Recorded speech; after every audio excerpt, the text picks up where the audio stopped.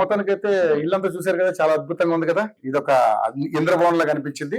అలాగే పొలిటికల్ అంశాలు కూడా చాలా మాట్లాడుకున్నాం కాబట్టి ఇగో చిన్న రెడ్డి సాబ్ వచ్చేసారు. ఓకేనా? ఏంటి నాన్న పేరు? రియాన్స్. Very good. డాడీని చూస్తే ఏమనిపిస్తుంది నీకు? అంటే ఇన్స్పిరేషన్ గా బాగా అనిపిస్తుందా? ఎలాగంటే ఓకే మాట్లాడు. అంటే లైక్ అస్ వాళ్ళ ఫాదర్ ఏమి ఇవ్వలేదు. He was from middle class family compare to us. So అతను he became a pretty rich man and he gives us inspiration from because like starting నుంచి స్క్రాచ్ నుంచి స్టార్ట్ అయ్యాడు కాబట్టి. ఓ వెరీ గుడ్ నాన్న, నిజంగా సూపర్ సార్.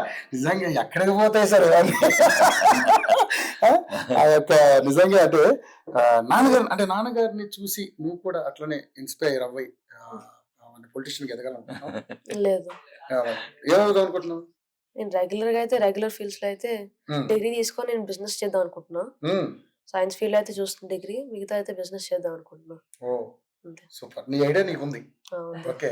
సో నాన్నగారు లాగా ఒక రెడ్డి సాబ్ లాగా ఒక ఎమ్మెల్యేగా మనకు ఇంట్రెస్ట్ లేదు. ఓకే. సో వెరీ గుడ్ నిజంగా. సో అంటే నాన్నగారిని చూసినప్పుడల్లా మరి అలా అవ్వాలని అనిపించాలి కదా మామూలుగా అయితే. అరే అప్పుడప్పుడు ఇండియన్ ప్రైమ్ మినిస్టర్ చిన్నప్పుడు అనుకున్నా అంకుల్, ఇప్పుడు కాదు.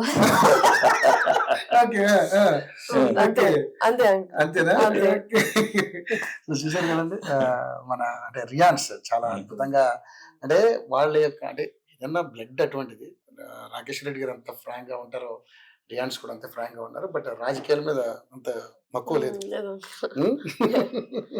పాపం అక్కలేరా? అక్క రాలే, బయటకి వెళ్ళారా? ఓకే. సో థ్యాంక్ యూ నాన్న, థ్యాంక్ యూ సో మచ్.